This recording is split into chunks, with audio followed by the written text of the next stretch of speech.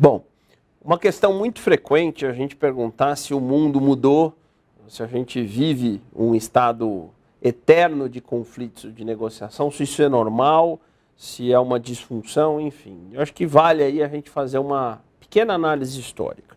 Se a gente voltar aí uns 40 anos no tempo e olhar um pouco as dimensões da sociedade que a gente vivia, a gente vai perceber que, de fato, a gente vivia um mundo com muito menos negociação. Então, por exemplo, se eu vivo numa ditadura e não numa democracia, eu tenho muito menos negociação para fazer, eu simplesmente faço, né?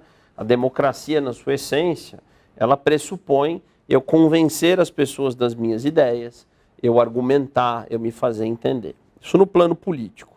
Vamos falar um pouquinho do plano social. Um casamento, 40 anos, diferente. Não era uma relação igual como é hoje, onde você tinha um homem, muitas vezes, ascendente, né, ou com força sobre a sua mulher. E nesse exemplo, a gente também tinha pouca negociação acontecendo.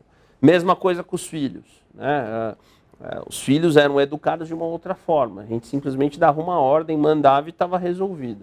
Muito diferente do que a gente vive hoje, né, onde eu preciso negociar, eu preciso convencer, eu preciso me fazer entender. Então, na família, na política, aí vamos falar um pouquinho da economia.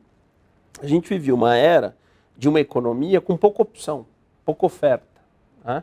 Então, pegar aqui um exemplo. Se há 20 anos, por exemplo, eu tivesse um telefone, eu tinha uma linha de uma companhia telefônica, que era uma só, era um monopólio, aí eu ligava para reclamar, sem ter muito o que dizer. Porque eu ia falar o quê? Cancela, vou trocar de operadora, ou seja, a gente vivia uma era onde o consumidor e as pessoas não tinham muita opção.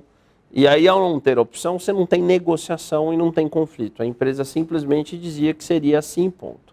Então, se a gente amarrar todo esse contexto, vai ficando claro que a gente entrou numa era, nesse século XXI, onde as relações são relações iguais. Então, as relações de pai e filho, de marido e mulher, as relações políticas, sociais e dentro das empresas.